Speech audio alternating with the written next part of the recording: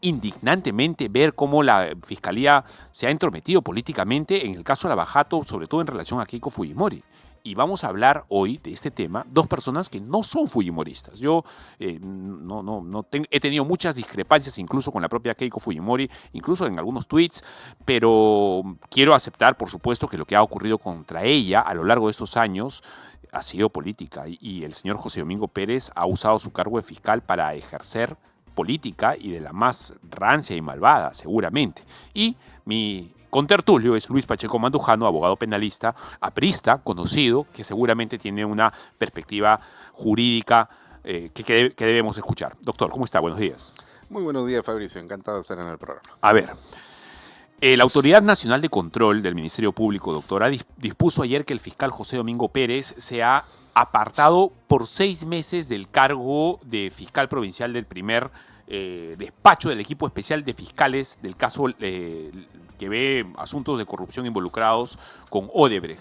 ¿Esto es para siempre o solamente ha sido sacado realmente por 6 meses y de ahí va a tener que volver? No, es una medida cautelar. Como toda medida cautelar, tiene un carácter provisional. El proceso de investigación administrativo-disciplinario continúa. Digamos, a ver, voy a hacer un paralelo. Es como el caso en el que José Domingo Pérez metió a la cárcel 3 veces a Keiko Fujimori. Sí, claro. No había ninguna sentencia, las pruebas todavía no se habían actuado, fueron prisiones preventivas, hoy día ya sabemos completamente abusivas, políticamente determinadas, pero al fin y al cabo medidas cautelares, es decir, de carácter provisional. Igual sucede aquí en este caso, con la diferencia que aquí no hay ningún abuso, sino más bien es lo que mínimamente correspondía, ¿no? Por el objeto de esta investigación disciplinaria que se sigue contra este señor. A ver, la medida, doctor, se ha dado, es decir, lo han sacado a José Domingo Pérez del caso, a raíz del fallo del Tribunal Constitucional de hace medio año, de agosto del año pasado, en donde se anuló una disposición que el propio José Domingo Pérez había dado, había rechazado excluir al fiscal José Domingo Pérez de un proceso penal que se seguía contra el señor Arsenio Oré, que había sido abogado de Keiko Fujimori en su momento, por supuestamente obstruir a la justicia en el caso Cócteles. Cuéntenos de qué trata esto. ¿Qué pasó en relación a Arsenio Oré, que mañana va a estar acá en Betel Radio, por supuesto, para hablar del tema, que ha terminado en esto? ¿Cómo lo ve usted? A ver, sí, escuché, grabó el de por medio las declaraciones que dio ayer Domingo Pérez en esta radio vinculada a Odebrecht, que alguna vez fue un referente radial en el Perú, ¿no? Alguna vez, ahora ya no lo es.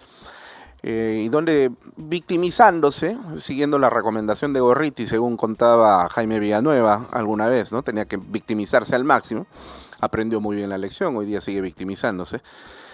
Señala que en virtud de la sentencia del Tribunal Constitucional se ha emitido una disposición completamente abusiva.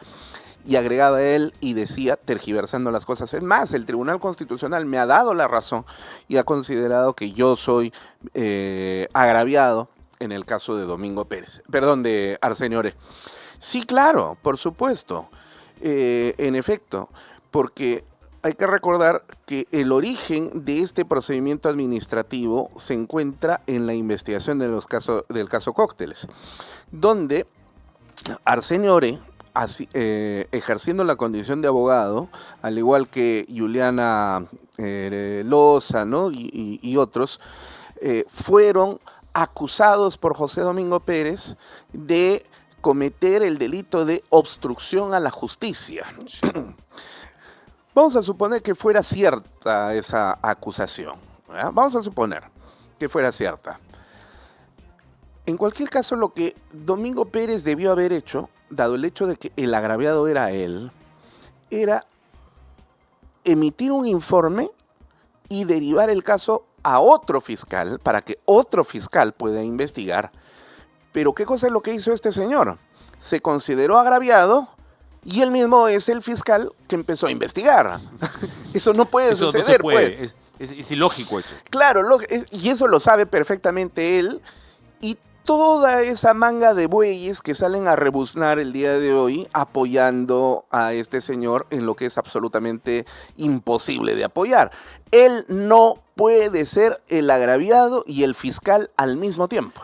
Doctor, pero escuchémoslo, porque seguramente lo ha dicho de una manera tan sentimental que quizás nos toca el corazón. Ha dicho que esto le parece injusto y excesivo al señor José Domingo Pérez. Escuchemos.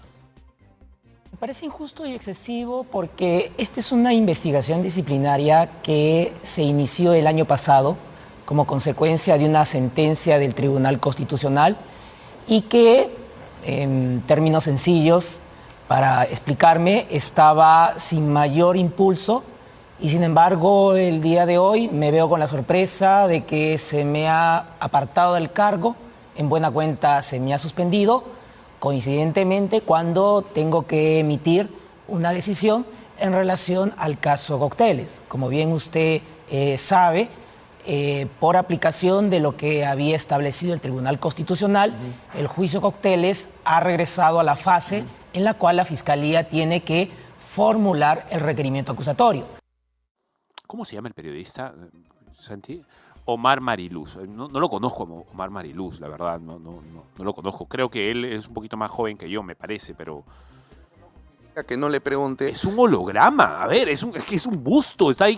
¿Por qué no le haces la pregunta clara? Claro, doctor José Domingo Él no Pérez, puede ser juez y parte. Usted siendo agraviado, ¿podía investigar el caso en el que usted es considerado agraviado? Esa es la pregunta fundamental. Y este periodista no la hace.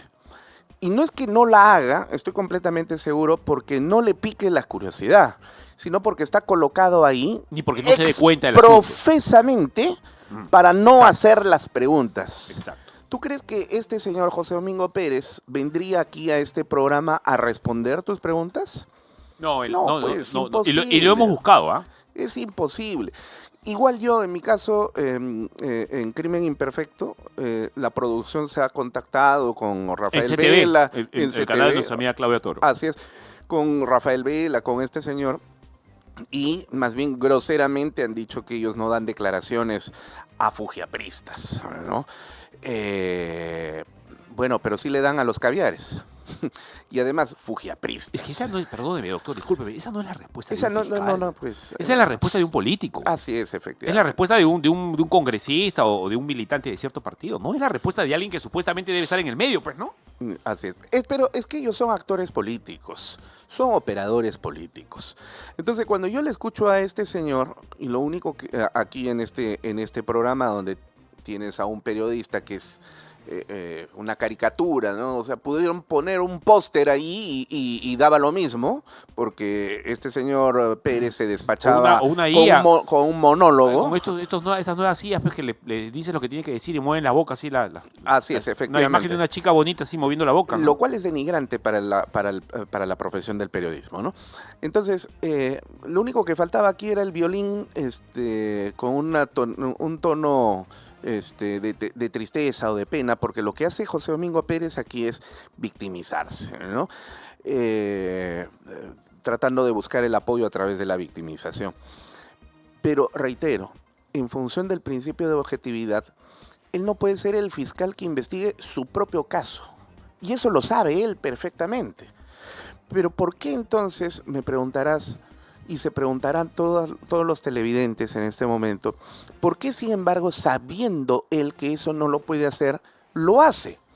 Bueno, tanto él como Rafael Vela, hace buen tiempo atrás, hace varios años atrás, que fueron tan empoderados por los grandes medios de comunicación, y casi todos ellos pertenecientes al conglomerado del Grupo El Comercio, sí, y de la República, y por lo tanto a Odebrecht, ¿no es cierto?, a través de los señores Graña, Miro Quesada, o a través del señor Mome, todos vinculados a Odebrecht.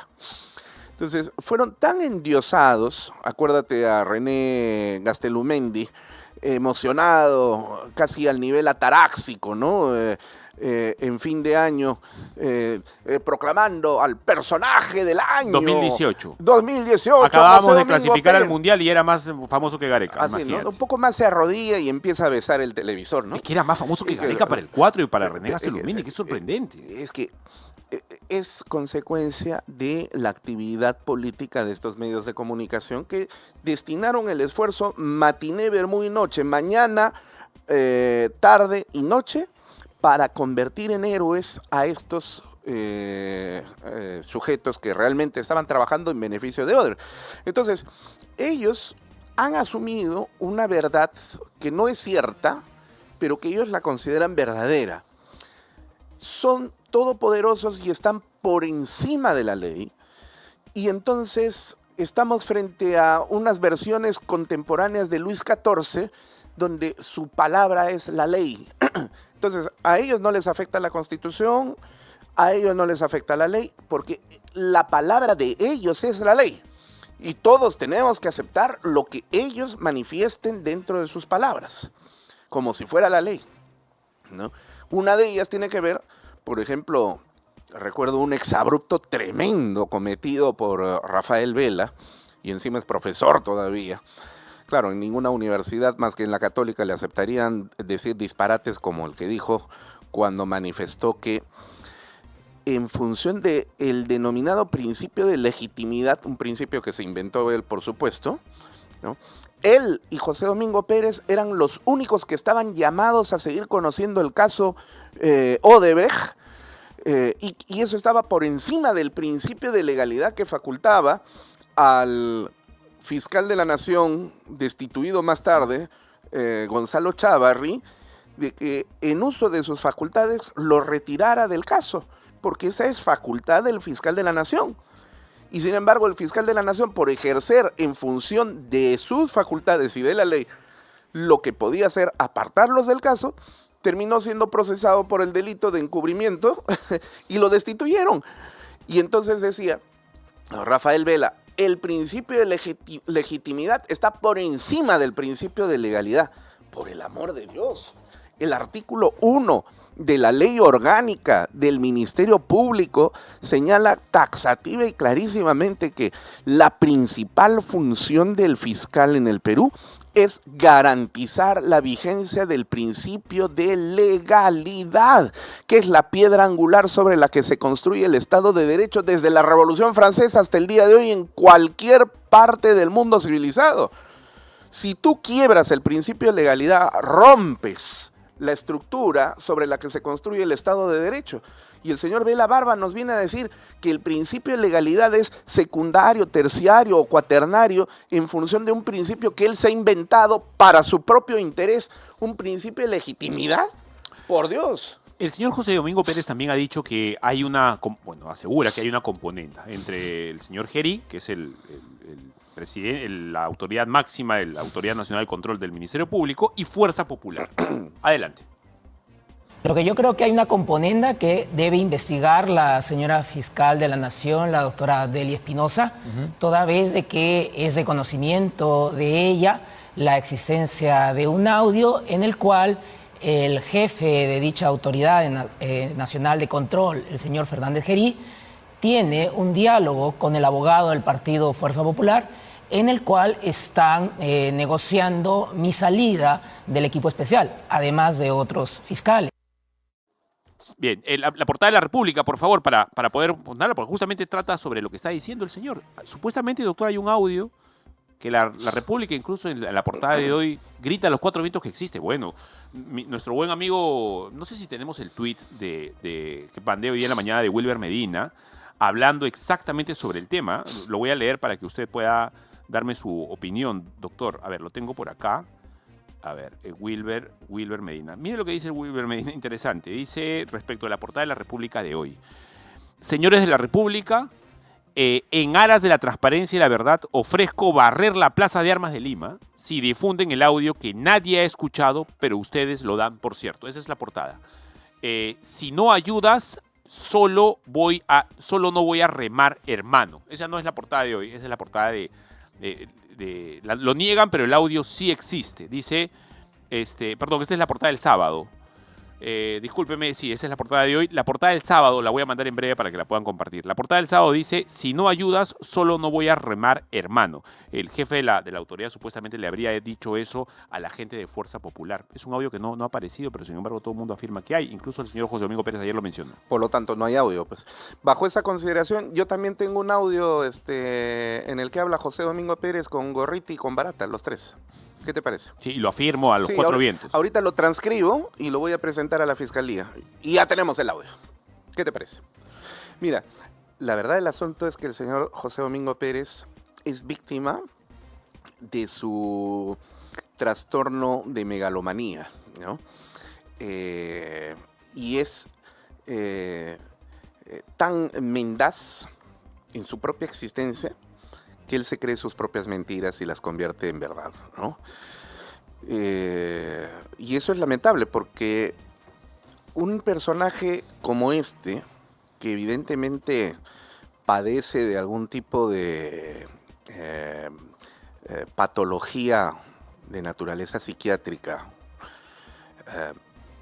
va a terminar muy mal. O sea, lo único que está asegurando es que va a terminar extremadamente mal. Y claro, probablemente en la cárcel, sin registro de abogado y odiado por la cantidad de gente a la que está aglutinando en contra de él ahora. A mí me encantaría que le toque un fiscal José Domingo Pérez 2.0 para que investigue. Pero a en José el medio, Pérez, digamos, ¿no? Tampoco no un sujeto que haga simplemente su chamba de fiscal, nada más. Quítale lo politizado, pero con las mismas actitudes, ¿no? Para que él sufra. ¿Fijaciones? Así. Bueno, yo recuerdo que era algo común en los años 70, cuando se hacían películas de manicomios, encontrar a personajes que se reclamaban ser Napoleón Bonaparte y que a todos les aseguraba y les decía: yo soy Napoleón Bonaparte y estoy recluido aquí en venganza del general Wellington que me ha encarcelado, ¿no? Pero nadie quiere verlo. Pero esa es la verdad del asunto, ¿no? Y protesto y protesto y protesto. Dime, ¿cuál es la diferencia con este señor? La única diferencia es que él está afuera.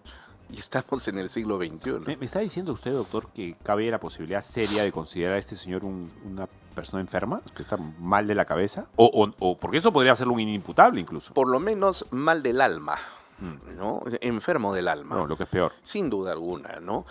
Hay que recordar que este señor, como fiscal provincial, no ha tenido absolutamente ningún tipo de rubor a la hora de pararse ante los medios de comunicación que lo encumbraron en una condición que no tiene, que es la de un héroe con pies de barro, un antihéroe, para ser honesto, y decirle de voz en cuello a los fiscales de la nación qué cosa es lo que tienen que hacer o cómo tienen que obrar. Eso es algo muy extraño. Nos hemos acostumbrado con José Domingo Pérez que realmente un sujeto de rango medio en fiscalía puede salir a los medios de comunicación, incluso ahorita en la entrevista que acaba de dar en RPP, a decirle al fiscal, a la fiscal en este caso, lo que tiene que hacer. Eso no ocurre. Yo, con la poca experiencia que tengo y los pocos años que llevo en esto, nunca he visto algo así.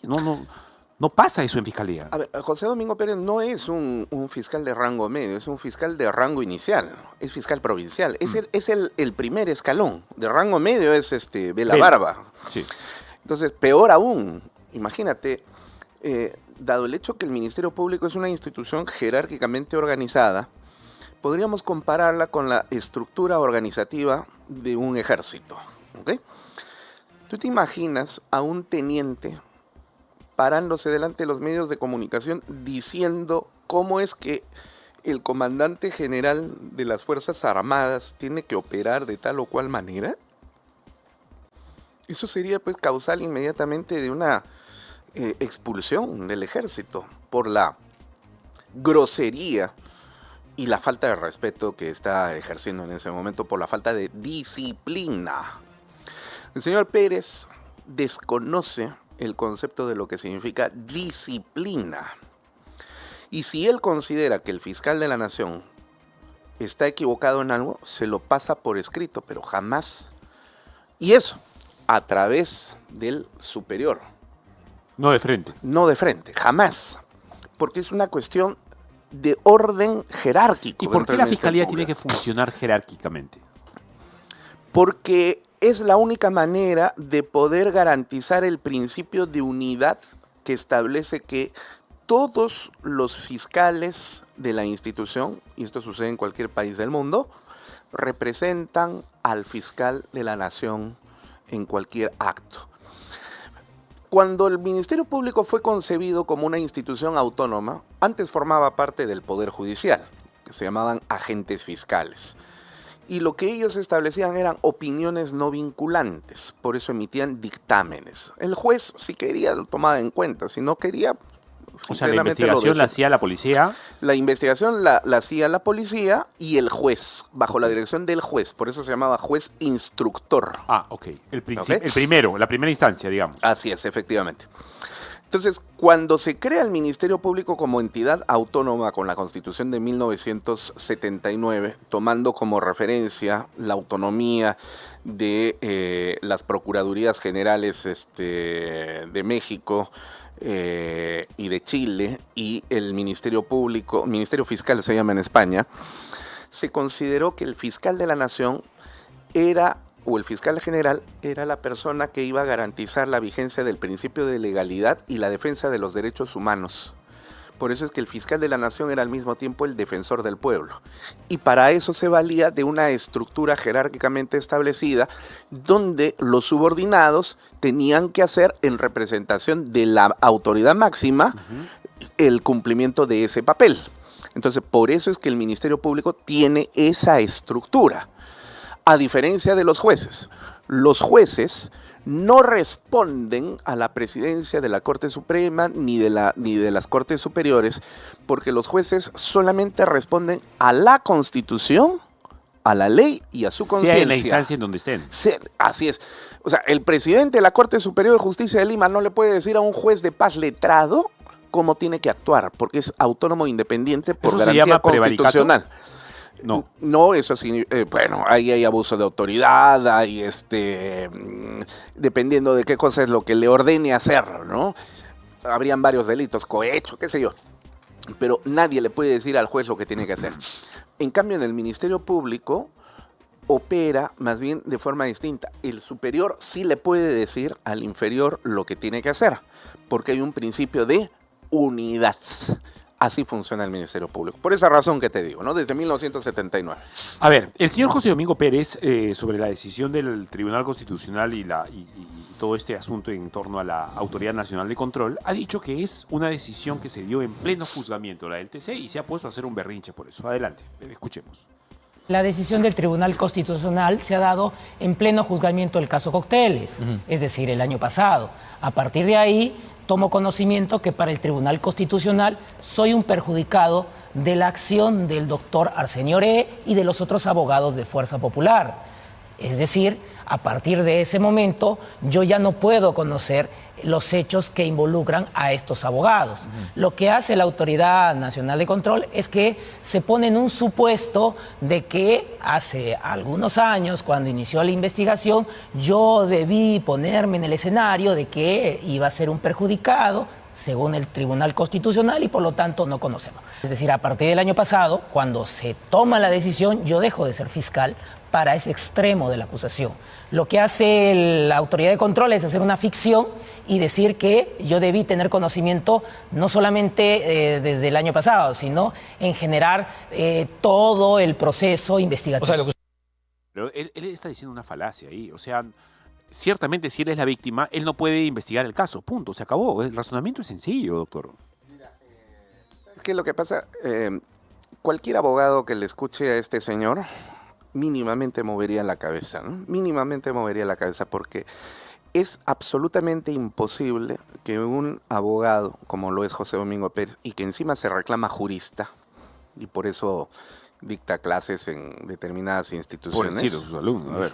No. Un jurista de verdad no podría decir eso. O sea, este señor dice que con la sentencia del Tribunal Constitucional recién se enteró que él era el agraviado. Por Dios, ¿a qué nivel y extremo ya de cinismo se puede llegar cuando él sabe perfectamente que si le ha abierto investigación a Arsenio Oré acusándolo de obstrucción a la justicia, es una obstrucción a la justicia a la acción que él como fiscal está ejerciendo. Lo están obstruyendo a él, a su chamba. Por supuesto. ¿O a quién le está obstruyendo? Claro. A la justicia abstracta. A la que no se puede agarrar, palpar, oler ni degustar. A la estatua que tiene la venda en los ojos, no. Y él dice, recién me entero, recién tomo conocimiento. Oye, por Dios, me dan ganas ya de decir una palabrota aquí, pero realmente el Ministerio Público puede tener a un enajenado como como fiscal. ¿Qué garantía tienes tú de que un sujeto que dice un exabrupto de esta naturaleza, y sabes por qué lo dice? Porque claro, su público objetivo no son los abogados que le escuchamos y sabemos el disparate que él está diciendo, sino que el público objetivo es la gente que le escucha, que desconoce, que ignora cómo funciona el aparato judicial y que le va a creer porque lo que él dice es santa palabra, es agua bendita. Él tiene el don de la infalibilidad que se reclamaba el Papa. Hoy ya ni el Papa tiene ese don de infalibilidad. Dios mío, ese tipo de mostrencos de este nivel tan abyecto y bajo puede ser fiscal. Yo le exijo a todos los fiscales del Ministerio Público, por algo de dignidad, por el amor de Dios, protesten, porque este sujeto les hace quedar tan por el suelo que el día de hoy ser fiscal ya no es absolutamente ninguna manifestación de dignidad, sino más bien de vergüenza. ¿No tienen vergüenza ustedes, fiscales del Ministerio Público, de tener un colega como este pobre sujeto? Por Dios, pónganse los pantalones. Doctor, fíjese que hemos recibido una respuesta de la oficina del fiscal Fernández Gerí. El doctor Fernández Gerí, como jefe, lo leo a pedem litera, o sea, al pie de la letra para que se sepa lo que nos ha respondido. Seguramente lo vamos a tener mañana al doctor, vamos a tener mañana al doctor Arsenio Orea hablando sobre este tema. Pero cuando buscamos al doctor Fernández Gerí, su oficina nos dice esto. El doctor Fernández Gerí, como jefe de la Autoridad Nacional de Control del Ministerio Público, no tiene injerencia en esta decisión. Ojo, los fiscales tienen autonomía e independencia para la resolución de sus casos. En este caso, la decisión del apartamiento del doctor Pérez no pasa por el doctor Fernández, sino en la autoridad desconcentrada, en este caso de Lima Centro. Así es. Explíquelo, por favor, doctor. Bueno, desde que se creó la Autoridad Nacional de Control, tanto en el Poder Judicial como en el Ministerio Público, estos son órganos de control interno del comportamiento, de la conducta de jueces y fiscales, respectivamente, en sus instituciones, que tienen una estructura paralela, que no dependen absolutamente de nadie. Garantía importante. O sea, imagínate, si el contralor dependiera de quien va a ser sancionado, el contralor... ¿De quién va a ser controlado? Pues ¿qué objetividad podrías encontrar? Por eso tienen que tener autonomía. Ahora, el señor Fernández Gerí es el jefe nacional de la Autoridad Nacional de Control. Pero a nivel nacional existen 35 distritos fiscales y cada uno de ellos tiene su propia unidad desconcentrada de control, donde un fiscal superior es el jefe de esa área y tiene a su disposición fiscales de primer nivel que se encargan de la investigación. Entonces, cada uno de ellos responde con autonomía, ¿ya? A diferencia de los fiscales en la estructura del Ministerio Público, con autonomía en la toma de decisiones. Entonces, el señor Fernández Gerí no puede llamarle por teléfono a estos jefes para decirle cómo tiene que operar, por una sencilla razón. Porque esta sanción que emite este fiscal superior, si tú lees esta resolución donde se impone la medida cautelar de apartamiento de 6 meses contra Domingo Pérez, sí, es un fiscal superior. Pérez puede interponer el recurso de apelación. ¿Y a dónde se va el recurso de apelación en segunda instancia? Justamente al señor Fernández Gerí. Entonces, para garantizar independencia, el señor Fernández Gerí no puede tener pues injerencia en estos primeros niveles. Fíjese lo que ha escrito ayer. Lo que pasa es que la caviarada ha entrado en modo, pues, vamos a empezar a botar baba verde por la boca después de que ha pasado eso. Y hay que confundir todo, ¿no? Y mire lo que ha escrito el señor exministro del Interior, Gino Costa, que fue parte de él en su momento, si es que todavía no lo es, habría que confirmar aquello. Dice, resulta incomprensible que continúe el señor Fernández Gerí al frente de la Autoridad Nacional del Control, creada precisamente para combatir la corrupción en la Fiscalía y no para perseguir a quienes la combaten. Humo, no está diciendo nada. Si sigue ahí es gracias a la absoluta ineficacia de la JNJ y del Ministerio Público para procesarlo y separarlo del cargo. Más humo. Por eso fueron creadas para combatir el delito, no para protegerlo. A ver, llama la atención el doble estándar de Fiscalía a cargo de Delia Espinosa, mientras desdeña, hostiga y manda a investigar a los fiscales anticorrupción que se esfuerzan por hacer bien su trabajo. A Fernández Gerí, que los persigue, los trata con guantes de seda. Ni siquiera recibe las denuncias en su contra. Lo dice Gino Costa. La verdad es puro humo, son sus opiniones nada más. Perdóname, ¿de qué Gino Costa estamos hablando? Del señor que en unas elecciones se pone la camiseta verde y a la siguiente elección la camiseta amarilla y en la siguiente elección la camiseta rosada. Y con la cara de palo más grande del mundo, ¿eh? No le tuerce el ojo para hacer eso. Es decir, una persona que no tiene ningún problema en pasar a formar parte como un saltimbanqui de tal o cual partido político sin demostrar tener adherencia a principios, a coherencias personales respecto de algún tipo de doctrina política. ¿De ese Gino Costa estamos hablando? Es decir, un sujeto cuya moral está cuestionada por sus propias acciones puede tener la capacidad para salir siquiera a reclamar algo y encima, como tú muy bien has dicho, escribir el humo que escribe. Por el amor de Dios, primero que se fije en el tronco que tiene en el propio ojo y después esté hablando de la paja del ojo ajeno, ¿no? No solamente Gino Costa lo ha aparecido en el Twitter a hablar o a expresarse en estos términos. El señor Carlos Rivera Paz, de IDL, conocido abogado de IDL, caviar hasta la pared del frente y más allá, ha dicho: la Autoridad Nacional de Control de la Fiscalía decide apartar del cargo por 6 meses al fiscal Pérez Gómez. La Autoridad Nacional de Control jugando con todo para los investigados del caso Lava Jato.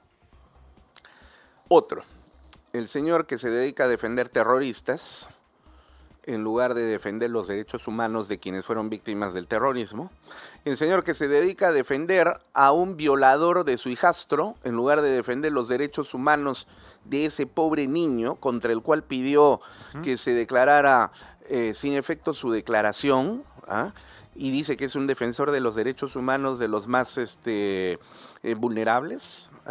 Este señor que se encargó de tramitar los indultos de terroristas como la señora Ivonne Moriau, que después se comunicó por teléfono con su jefe Gustavo Gorriti, alias Maestro Obi-Wan, en nombre, como dijo ella misma, del Comité Central de Sendero Luminoso, en un momento en el cual Abimael Guzmán estaba vivo y presidía ese comité, de ese Carlos Rivera Paz, que habla de la comisión de crímenes de lesa humanidad cuando en el Perú no existe, y yo lo reto a que me diga en qué artículo del Código Penal existen los delitos de lesa humanidad. Ese sujeto que tiene por profesión distorsionar la verdad y mentir, siguiendo la política de Goebbels, porque una mentira repetida 1000 veces se convierte en una verdad. Este sujeto tiene la desfachatez de salir a acusar a quien no tiene responsabilidad en este caso, porque vuelvo a decir, la sanción no la impone Fernández Gerí, la sanción la impone un fiscal superior que forma parte de un órgano desconcentrado, en este caso del Distrito Fiscal de Lima Centro. ¿De qué está hablando el señor Rivera Paz? Más mentiras. Sigue sumando más mentiras.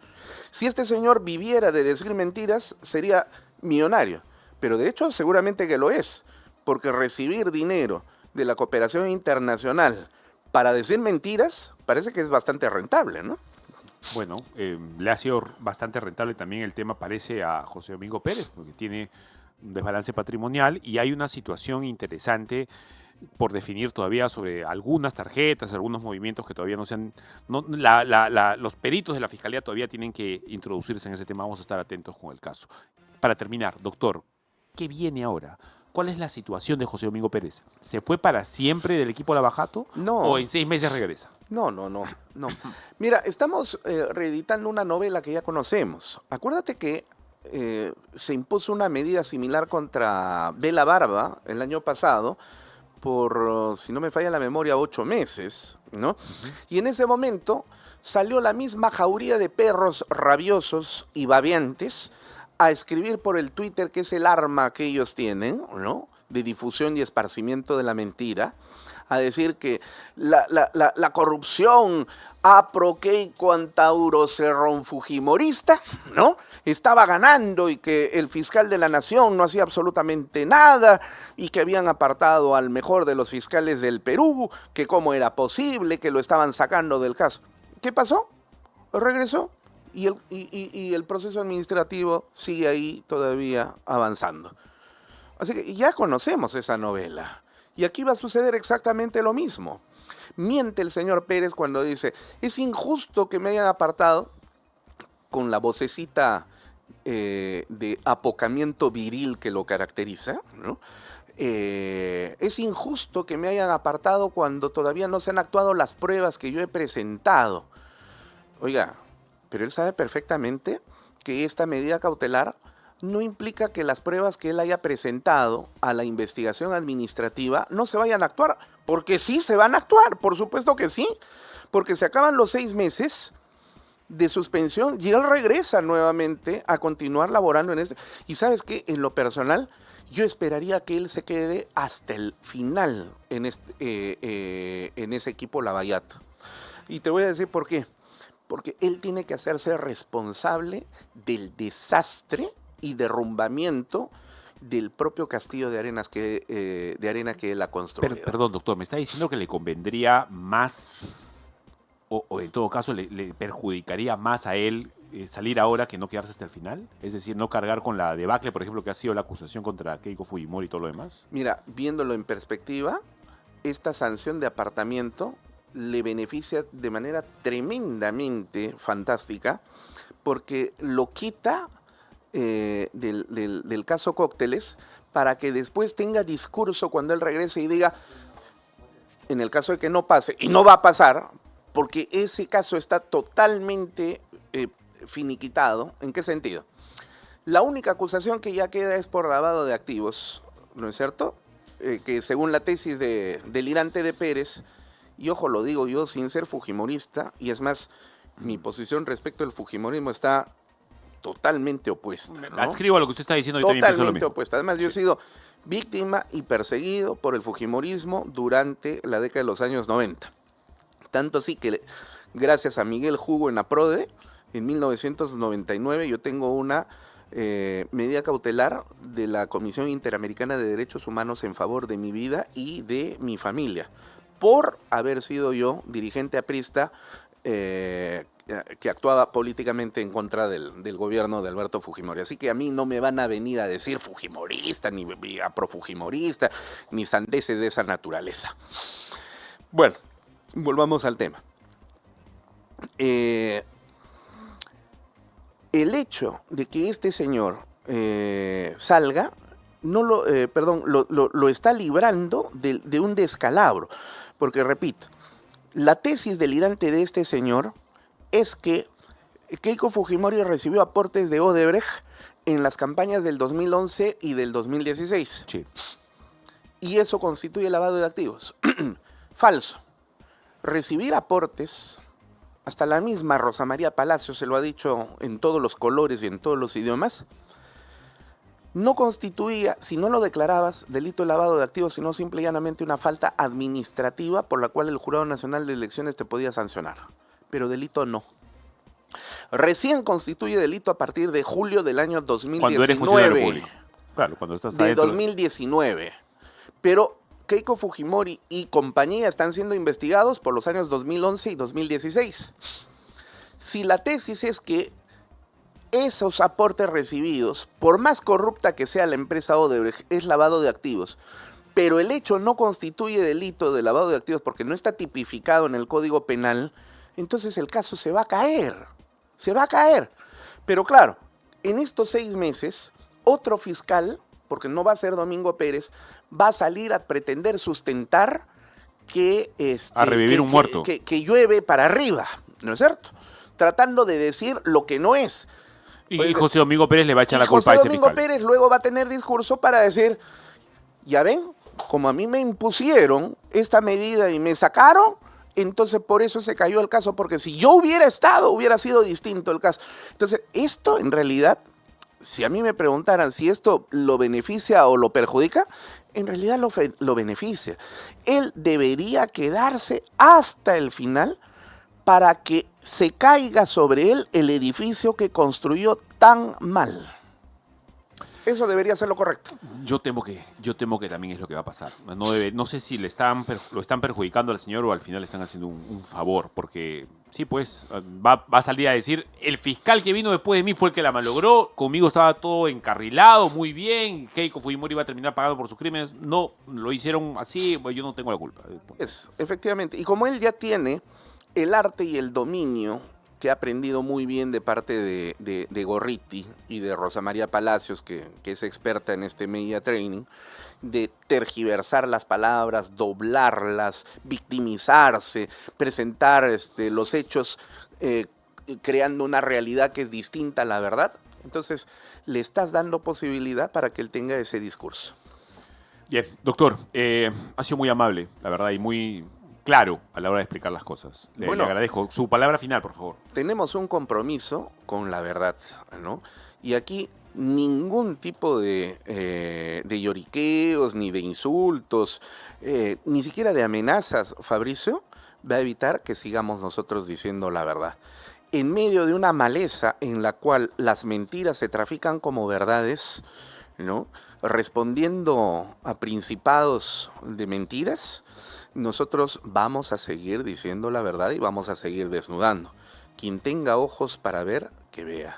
Quien tenga oídos para escuchar, que escuche. Muchas gracias, doctor. Le cuento que después de la pausa vamos a hablar con el abogado penalista Javier Aguirre sobre este caso tan interesante que justamente ejemplifica lo que usted me está diciendo, que en el Poder Judicial los jueces no pueden ordenarle a un juez de menor rango, digamos, hacer las cosas como deberían hacerlas. Porque en Arequipa, un juez valiente ha dictado medidas de protección contra un bebé a favor de un bebé por nacer. En medio de que una abuela quiere que su hija aborte y el papá del niño no quiere eso, más bien quiere hacerse cargo, el juez le ha dado la razón al papá. Vamos a contar esa historia ahora. Le invito para que... Esa es la verdadera defensa de derechos humanos, no abortar. Exacto. Bueno, vamos a una pausa y regresamos.